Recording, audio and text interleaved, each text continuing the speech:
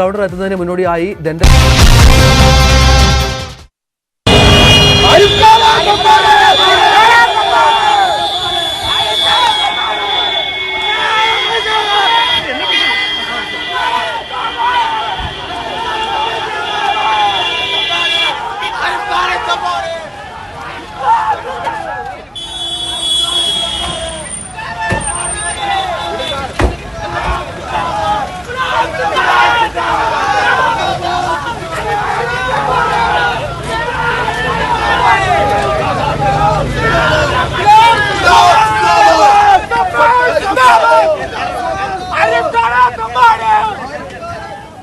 നമസ്കാരം. സ്പോട്ട് ലൈവിലേക്ക് സ്വാഗതം. ഗവർണർക്കെതിരായ പ്രതിഷേധത്തിൽ നിന്നും പിന്നോട്ടില്ലെന്ന് വ്യക്തമാക്കുകയാണ് SFI. കോഴിക്കോട്ടെ പ്രതിഷേധത്തിന് പിന്നാലെ തലസ്ഥാനത്തും ആരിഫ് മുഹമ്മദ് ഖാനെതിരെ പ്രതിഷേധം അരങ്ങേറി. തിരുവനന്തപുരം ഡെന്റൽ കോളേജിലെ പരിശോധനയ്ക്ക് ശേഷം മടങ്ങിയ ഗവർണർക്ക് നേരെ പട്ടത്ത് വെച്ച് SFI പ്രവർത്തകർ കരിങ്കൊടി കാട്ടുകയായിരുന്നു. തനിക്ക് ആരോഗ്യ പ്രശ്നങ്ങളൊന്നുമില്ലെന്നും ഗവർണർ ന്യൂസ് 18നോട് വ്യക്തമാക്കി. I should allow them to attack me, break the pain of the... Yes, how is your health? My health is good, thank God.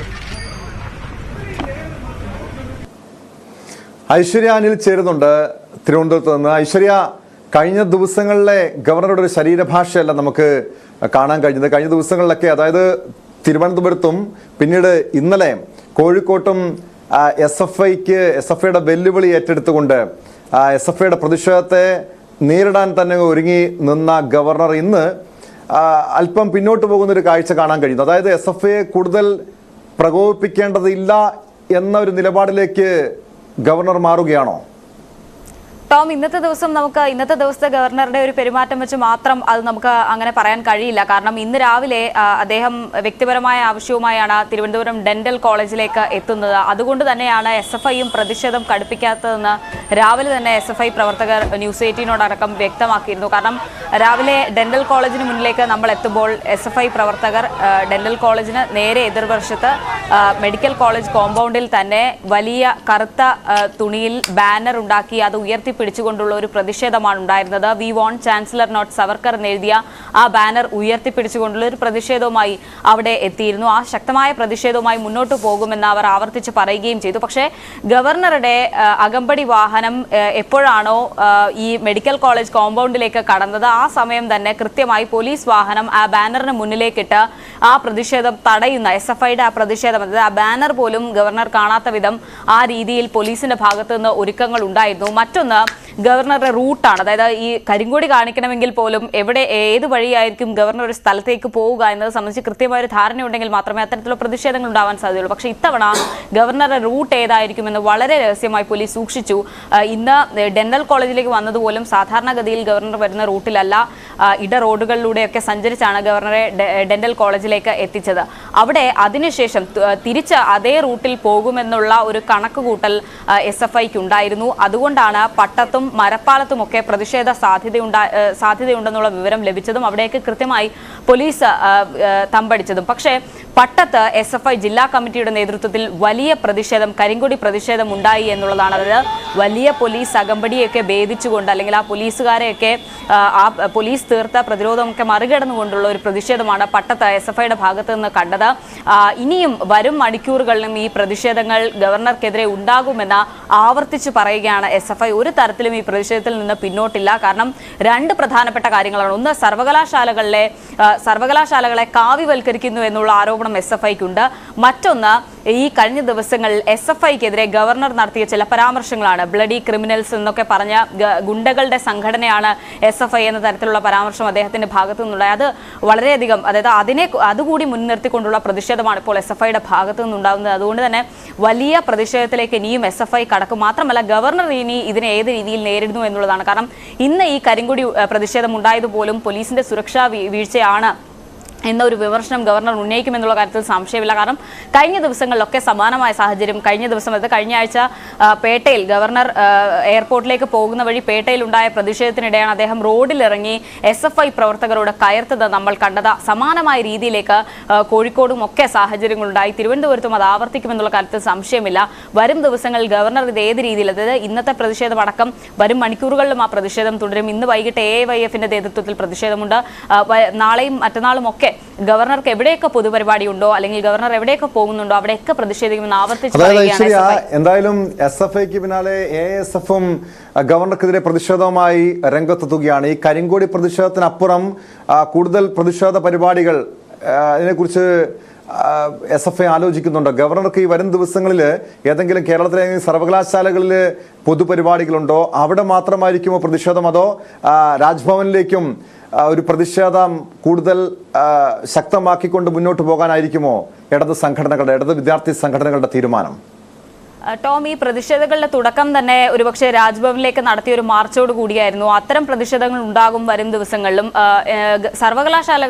സർവകലാശാലകൾ ഗവർണർക്ക് പരിപാടിയുണ്ടോ എന്നത് സംബന്ധിച്ച് വ്യക്തതയില്ല.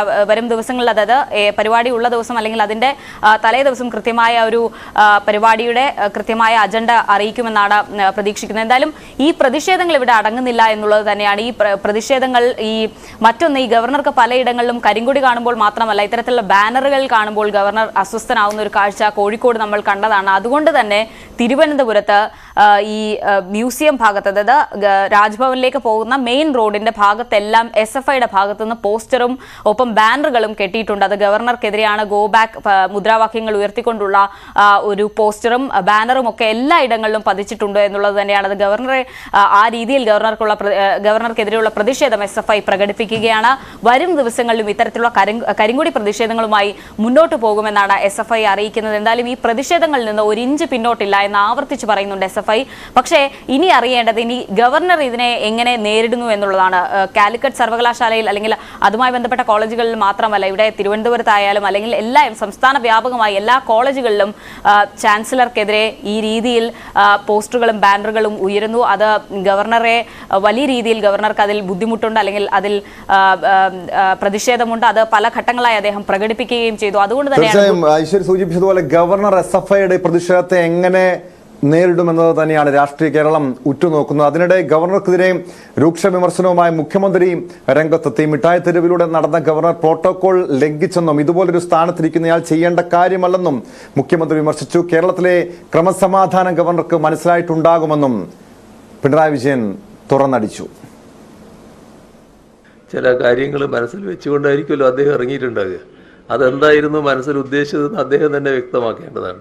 അപ്പോൾ അദ്ദേഹത്തിന് എതിരെ പ്രതിഷേധം ഉയർന്നത് അത് സാധാരണഗതിയിൽ പ്രതിഷേധിക്കേണ്ട ഒരു കാര്യം അദ്ദേഹം ചെയ്തപ്പോൾ അതിനെതിരെയുള്ള പ്രതിഷേധമായിട്ട് ഉയർന്നതാണ്.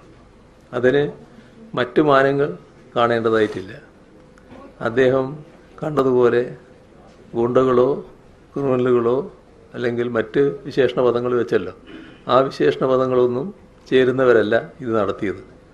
നമ്മുടെ നാടിൻ്റെ ഭാവി വാഗ്ദാനങ്ങളായ വിദ്യാർത്ഥികൾ അവരുടെ മേഖലയിൽ ചെയ്യാൻ പാടില്ലാത്തൊരു കാര്യം ചാൻസലർ എന്ന നിലക്ക് അദ്ദേഹം ചെയ്തപ്പോൾ ആ ചാൻസലറുടെ നടപടിയെ ചോദ്യം ചെയ്യുക എന്താണ് ഉണ്ടായിട്ടുള്ളത്. അത് സമ്മതിക്കില്ല എന്ന് വന്നപ്പോൾ അതിനെതിരെ കൂടുതൽ ശക്തമായ പ്രതിഷേധം ഉയർത്താനും അവർ തയ്യാറായിട്ടുണ്ട്. അത് ജനാധിപത്യ സംവിധാനത്തിൻ്റെ കരുത്തും കേരളത്തിൻ്റെ പ്രത്യേകതയും തന്നെയാണ് കാണിക്കുന്നത്. ഈ സാധാരണ പ്രോട്ടോക്കോളൊക്കെ ലംഘിച്ച് ഇറങ്ങിയത് സാധാരണ പ്രോട്ടോക്കോളിന് വിരുദ്ധമായിട്ടുള്ള കാര്യമാണ്. അത് നമ്മുടെ ഇതുപോലുള്ള സ്ഥാനത്തിരിക്കുന്നവർ ചെയ്യേണ്ട ഒരു നടപടിയല്ല. നേരത്തെ മുൻകൂട്ടി അറിയിക്കുക, അതനുസരിച്ചിട്ടുള്ള നടപടികൾ സ്വീകരിക്കുക, അതൊക്കെയാണ് സാധാരണയുള്ളത്.